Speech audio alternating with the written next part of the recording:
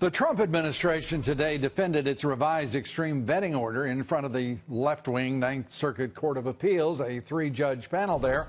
All of them, of course, appointed by Bill Clinton, giving a fair hearing to the issue. President Trump has said he is considering breaking up the Ninth Circuit, vowing to return conservatives to that circuit court. And I say, well, the sooner the better. Republicans, by the way, currently control 32 state legislatures. They hold 33 governorships, controlling both the House and the Senate.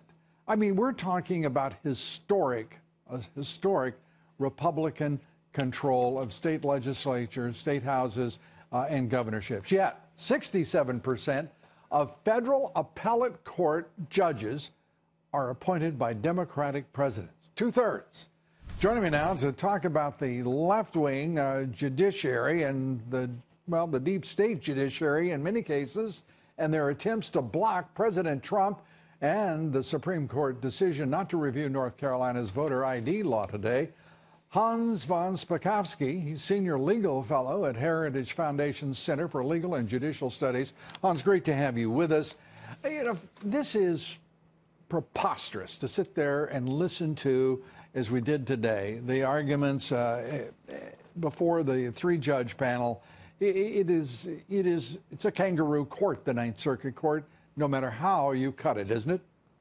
Yeah, 80% of the decisions that are appealed and accepted by the U.S. Supreme Court or the Ninth Circuit are overturned. And often the court adopts the dissenting opinions written by the small number of conservative judges that are on the court. Well, as we look at it, what do you think is going to happen? I mean, is this an automatic turn to the Supreme Court? Are we just wasting time here at the Ninth Circuit Court level? I'm afraid that's true. Remember, this case has already been to the Ninth Circuit with the original executive order, and there the three judges totally ignored the law. I mean, if they had followed the actual law and prior precedents, including the Supreme Court, they would have thrown out the lawsuits against the Trump administration. I'm afraid we're going to get the same kind of result with this revised order, so it is going to end up in the Supreme Court.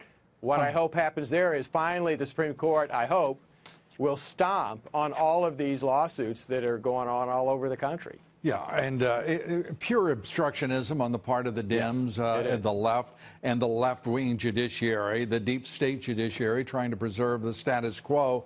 The decision by Chief Justice Roberts, waving his hand and saying we can't really figure out what the standing is to decide or to hear even the North Carolina voter ID law. I have to say, don't know a thing about law, but I got some acquaintanceship with just common sense, and this is getting to be silly on the part of this court. Well, yeah, although I got to say, in a little bit of defense of the Chief Justice, that actually what happened with this case was procedural chaos. And what I mean by that is you have a fight going on down in North Carolina between the legislature, which filed the appeal, the Assembly. Right, the Assembly. But in November, a new Democratic Attorney General was elected, and he went to the Supreme Court and said, oh, I'm withdrawing the appeal. The legislature said, you can't do that. You're violating North Carolina law and North Carolina ethics rules. And so what the Supreme Court basically said today was, look, we're not going to accept this for review because it's unclear whether the case is really before us or not because of this fight down in the state. Yeah, well, it's sort of interesting that the Chief Justice has the sufficient intellect to decide that a fine is a tax, as he did in the case of Obamacare, but can't figure out whether the Assembly of North Carolina or a newly elected Democratic Attorney General has standing. I'm thinking he can do better than this on both counts. Well, look, I agree. This decision by the lower Fourth Circuit was really just a terrible decision. It wasn't justified by the facts or the law. And are we ever, Hans, going to get voter ID and electoral integrity in this country, or are we consigned to forever this ridiculous, absurdist exercise in denying reality?